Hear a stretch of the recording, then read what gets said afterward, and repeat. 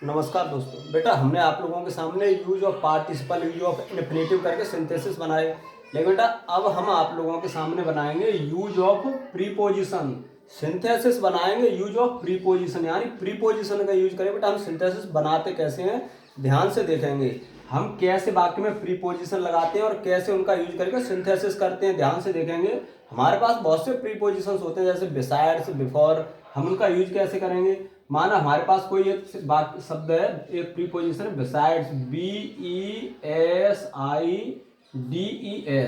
Besides, BESIDES। Besides का means होता है बेटा के अतिरिक्त। बिसाइड्स का मीन्स क्या होता है बेटा के अतिरिक्त। देखो सेंटेंस, जब एक आदमी दो काम करे, एक आदमी दो काम करे, जैसे उसने, सेंटेंस है कोई, उसने मुझे, यानी कि उसने मुझे पढ़ाया। सेंटेंस हो गया उसने मुझे पढ़ाया। उसके बाद है उसने मुझे एक आम दिया। ध्यान से देखेंगे, उसने मुझे पढ़ाया, उसने मुझे एक आम दिया। एक आदमी है उसने, और पहले उसने दो काम किए। पहले तो मुझे पढ़ाया, उसके बाद मुझे एक आम दिया। हम सबसे पहले इसको सिंपल बनाएंगे। ही टॉट मी, पढ़ाना का second form TAUGHT। He taught me, उसने मुझे पढ़ाया, उसने मुझे एक काम दिया। तो ही गेव, सेकंड फॉर्म, दोनों पास्ट इंडेफिनिट के टेंस हैं, इसीलिए सेकंड फॉर्म आएगा। He gave me a mango, MANGO। उसने मुझे पढ़ाया पास्ट इंडेफिनिट, तो सेकंड फॉर्म लगेगा ही टॉट मी। उसने मुझे एक काम दिया तो he gave me a mango. अब हमें इसका सिंथेसिस करना है। हम इस बात को कह सकते हैं कि मुझे पढ़ाने के अतिरिक्त, तो उसने मुझे ये काम दिया। देखो सबसे पहले हम यूज करेंगे बिसाइड्स। क्या लगाएं बेटा, बिसाइड्स। सिंथेसिस हो रहा है ये BESIDES, बिसाइड्स। अब जो यहाँ पर शब्द आए सेकंड फॉर्म, थर्ड फॉर्म, कुछ भी, हम उसका फर्स्ट फॉर्म लगा के ING। क्या करेंगे बेटा, फर्स्ट फॉर्म लगा के ING। सबसे पहले टॉट देखेंगे, टीच का सेकंड फॉर्म हम लगाएंगे teaching, TEACHING। Besides teaching me, मुझे पढ़ाने के अतिरिक्त। सबसे पहले आप बिसाइड्स लगाइए, फिर जो सेकंड फॉर्म फर्स्ट फॉर्म लगा के ING, TEACHING। उसके बाद मी है तो मी। अब जैसा वाक्य वैसा ही आप बता दो।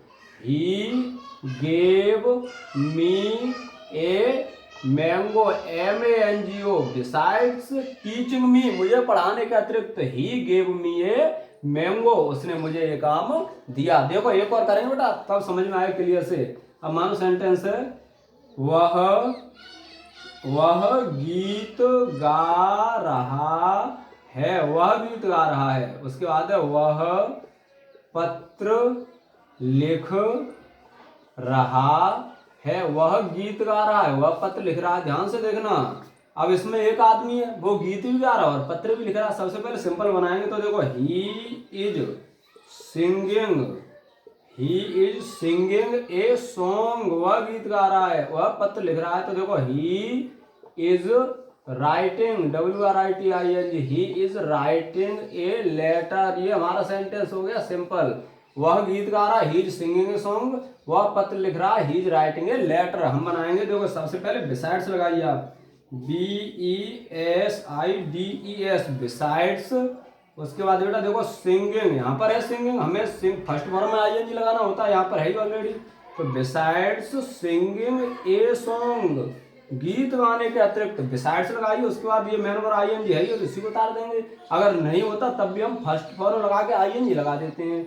बिसाइड्स सिंगिंग ए सॉन्ग, उसके बाद आएगा he is writing, WRITING, he is writing a letter. गीत गाने के अतिरिक्त वह एक पत्र भी लिख रहा है। He is singing a song, वह एक गीत गा रहा है, he is writing a letter, वह एक पत्र लिख रहा है। तो बिसाइड्स सिंगिंग ए सॉन्ग, गीत गाने के अतिरिक्त, अब जहां से जैसा वैसा ही उतार दीजिए, he is writing a letter. बिल्कुल इजी है, ध्यान से देखना, करना कुछ नहीं। जो भी मेन वर्ब यहाँ पर जो आ जाए उसका फर्स्ट फॉर्म लिख के ING, फर्स्ट फॉर्म लिख के ING और बिसाइड आगे ला देते हैं। इसका मीन्स होता है के अतिरिक्त। क्या होता है बेटा, के अतिरिक्त।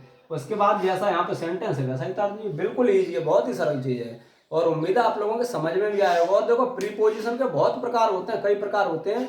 इसी तरह हम छोटे छोटे वीडियो डाल के आप लोगों को हर एक वीडियो में एक यूज दिखाएंगे प्रीपोजिशन का, जिससे आपकी सारी कंफ्यूजन दूर हो जाए बेटा। धन्यवाद।